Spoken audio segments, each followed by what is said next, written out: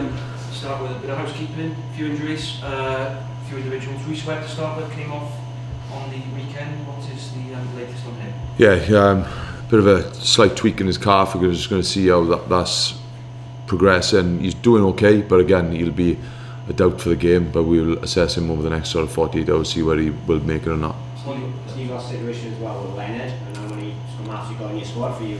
Yeah, Brendan, we think will be okay. Yeah, so he's coming back. He trained today, so like we got coverage there. So, and obviously we got our buzz. So touch wood, either way we should be covered off there. Scott Baldwin, has he come back and played last week? What's his latest? Yeah, he's actually back in with us. So we hope it'll probably be too early for him this weekend, but we're hopeful he'll be available for Saracens. Since he's come back, what's been the treatment and how's it gone through? Yeah, he's been in hospital with obviously treating him, make sure that infection stays away. But I think it's healed up now, so it's starting to settle down. So hopefully he's clear now and getting ready, and hopefully start talking about rugby. Bit like to move now with it, and now it's on mend. Yeah, I think there was obviously a real fright about it, which you'd understand if I'm honest. And then when people talk about infection, it's not something you come across every day. So I'd be glad when people stop asking me questions about it, if I'm being brutally honest, because I must have answered a fair few of them. How many ops do you have on it? It's been more cleaning it out rather than operation, so it's just making sure, like I say, that it doesn't get infected, or we make sure we clear up those infections. And has he got a new nickname now? Is he calling him the Lion Tamer? Oh, look, I think that would be tame if you just call him the Lion Tamer. There's definitely going to be more hard-hitting nicknames than I would like to think. Justin back to last week, what's his latest? Yeah, we're hopeful Justin will turn it around. He's up and running today, and we're hopeful he'll take some part in training tomorrow and be available for the game on Sunday. Reece Webb, that's the settle now too long announced yesterday that you're doing, obviously, with what we knew. Just with Reece and Dan Biggar going, what is your sort of thoughts now, sort of going into Europe, so to speak, and where the nation and the teams? Yeah, there's nothing you can do about it. We've been through sort of these times before when Jughead, Yanto, Hibbs, Adam, it's an end of an era to a point, and a partnership, but those boys I know are going to give everything they've got for the cause. It's not as if they're going to put their feet up. You see Webby now with a slight tweak of the calf, how desperate he is to represent us on the weekend. Biggs as well. I know it's all done and dusted, and maybe subconsciously something there, but these boys are giving everything for the Ospreys shirt and what the Ospreys mean to them. So yeah, it is tough for us in some aspects, but at the end of the day, when you dig down to the detail, it's pretty obvious of these moves. We can't compete in around these sort of finances, and even just as a small snippet, when you go back to, I know it seems like an age, 6 years ago, we had more money to spend on players 6 years ago than we do now, and player wages have absolutely skyrocketed. And if you probably keep those boys on standalones with those pair, then you are significantly hitting your budget. But I think on the flip side of that is, I think we've got to be, I know everyone will be doom and gloom about Welsh rugby and the Ospreys about two guys leaving. Underneath that, we've got Sam Davis, Luke Price, we've got Arbers, there are other Welsh nines out there, and we've got some young guys, Orbers, Ruben, Harry Morgan, and that's the climate we're in, and about young guys coming through.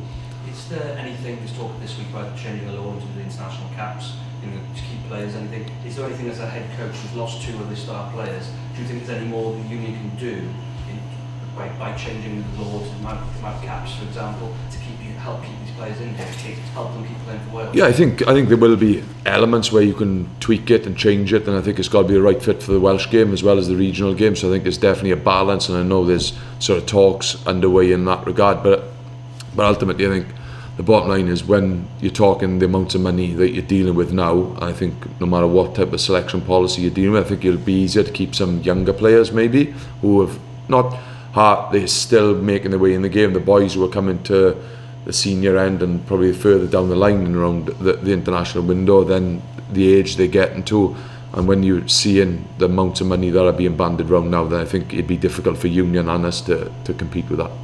I know the professional looking for the rest of the season. Has it affected the squad at all, knowing that two of their Wales and Lions teammates are leaving at the end of the season? It may affect one or two, and I think ultimately you're losing two British Lions. It is hard to take, and probably in the fact of they're homegrown boys, but then I've sat down with Reece and sat down with Biggs, and you see the strain on Reece Webb's face when he's telling you he's going to leave.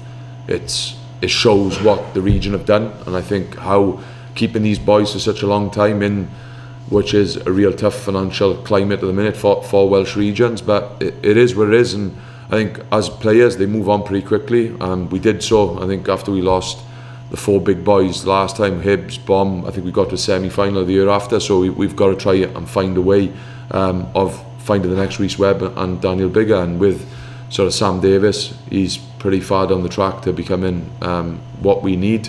Then we've got Luke Price underneath, and like I said, we got a young kid, Harry Morgan, playing for Bridgend. Ruben Morgan-Williams was played really well for the 20s. He's been in environment. Matthew Aubrey, Arbers, and we will probably have to make another addition to that scrum half department to obviously bolster the squad there. Steve, what's the contract situation now?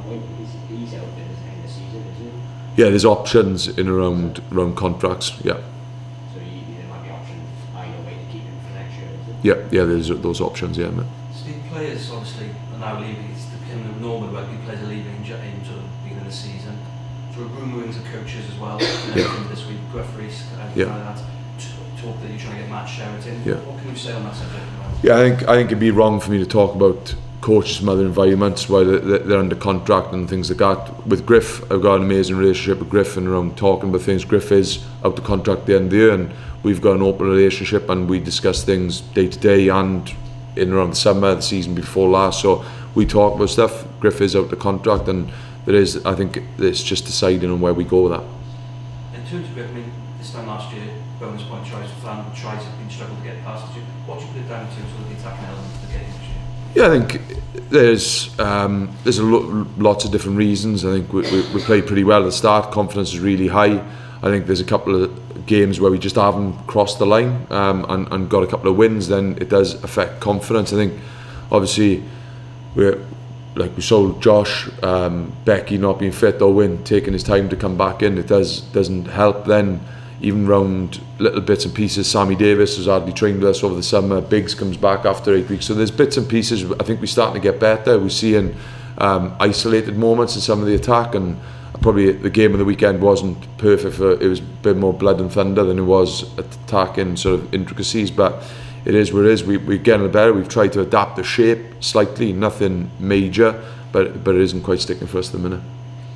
And obviously 5 defeats this season, was defeats at the end of last season. It's not something you're used to here in terms of that. How are you coping with everything and the difference? Yeah, look, it's not where we used to be, and it's not something we really like to be.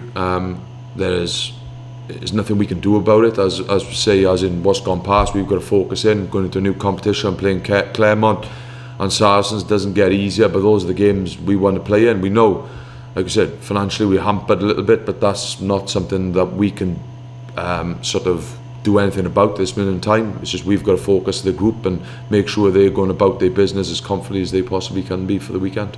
I mean, it's results business. I mean, do you feel under pressure, just in terms of, you're realistic about things like that? No, I don't feel pressure. I think just obviously you don't want to be, for our supporters, for our players, for our management, like you don't want to be losing games. Everyone wants to win. It's tough to take, but we can't be sulking about it or worrying about tomorrow. It's about today. We've got to get better. I think for me personally, like I touched on earlier, where we've come from in 6 years and in around tough financial climate, like I said, we're still not even at the budget we were 6 years ago, with finances changing.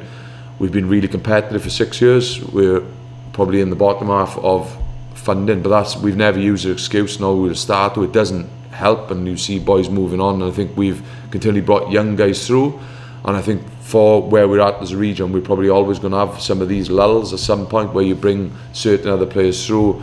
We lost a couple of boys last year, like Underhill, Matt Davisi, Tyler, and then you just, again, making additions and bringing new blood in isn't always the easiest thing to do, but it is what it is. Like you said, to answer your question, pressure, not so much in around. I'm comfortable with what I do and our coaches and what the players bring, but see, it is a results-based business, and like it gets isolated, then the starting figures thrown out about last season, and then you could throw out we won 19 or 23 before that, but it is. We've got to be worrying about tomorrow and making sure we get a performance against Clermont. Steve, you sound confident. You're confident you can turn it around. And the Ospreys can turn it around. Yeah, definitely. It's got to be confident. We've got more young boys coming in. Hopefully we'll have a couple of boys back over the next couple of weekends, and I think there's elements of the cheaters. I think we're conceding some sloppy tries at the minute, which doesn't help ourselves, and I think on the weekend we weren't too far away from getting a result against the champions, albeit at home. We back ourselves against anyone at home, and against Clermont we'll be doing the same. We'll be confident, and I think it's just making sure the players and ourselves don't go into a shell. Yeah, we lost 5 games. Is it tough to take? Yes, it is, and I can imagine it's tough for supporters, management and everyone, but the only ones who are going to turn around are ourselves. Clermont at home, Steve, tough start. Yeah, European Cup competition's never easy, but I think it's exciting, and again, I know it's easy for me to probably throw that out there, but we are generally excited about going into it. No one will give us a hope going against Clermont, Saracens, Northampton, but then probably 2 years ago no one gave us hope going against Clermont, Exeter and Bordeaux. Imagine we have 3 home wins, pick up 2 losing bonus points in Clermont, Bordeaux, and that was probably the most gut-wrenching experience I've ever had as a coach, was not getting what we needed down Exeter to qualify for a quarter-final. We're on more or less shoestring, and with a lot of players missing at the time. So it's a great competition.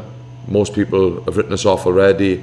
We start at home against Clermont, and it's something that we're pretty excited about, and throwing the kitchen sink at Clermont on Sunday. Steve, 2 years ago, I don't think anybody did it all then, and actually the boys you played in that competition, almost like you were liberated and really had a goal when you went to France, etc.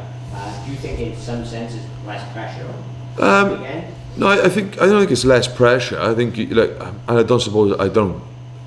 not a pressure thing. I think nothing to lose. Yeah, there is that, but I think when we looked at and you've got to look at it in different ways. When we went to Clermont last year, 2 years ago, as coaches, we sat down, looked at how you can attack the game. I think a lot of teams fear going there, then you try to kick some points, and then I think that's where you look at going away from home, these French and Saracens. Once they start strangling you, then you don't get moments, and out in Clermont we had moments. We scored 4 tries, and I think you've got to enjoy those moments when you get in the 22. Sometimes you may turn down 3-pointers, but it's actually backing yourself, trying to stress them. We looked at some stuff in around Bordeaux. At one point we felt conditioning wise, ball and play time, there's different ways of attacking games, and that's what we did out in France last year. And I think it's just going there and believing about it. It's not fearing what could happen. Let's go and try and score points in France and see where you can pick up. Yeah, you've got Clermont home actually first game. Could be a good time to play them anyway.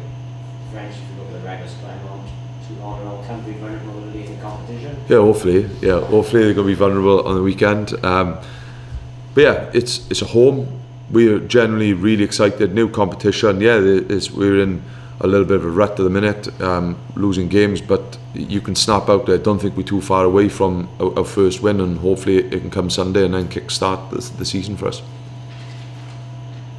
Just with the coaching system, with the players, you obviously do it in September. Is there a time where you want it sorted by, or is it an ongoing thing? I think with everything, you want things sorted as quickly as you can, so you draw a line under it and you can move on to the next thing or whatever, but it doesn't always allow yourself to do that with contracting, with when you can release things, when you can't release things. With players, you can talk to certain people at certain times, other players you can talk to them later and earlier, so it's not as easy as getting it done and getting things out there. There is a lot of people you've got to please, and there's a lot of things you've got to do legally as well, so I'm making sure we're nice and tight with that. But ultimately you want things done early in recruitment sense. Some stuff are done 18 months out, some things are done a month out. It's preferably the earlier you get things done, the better it'll be.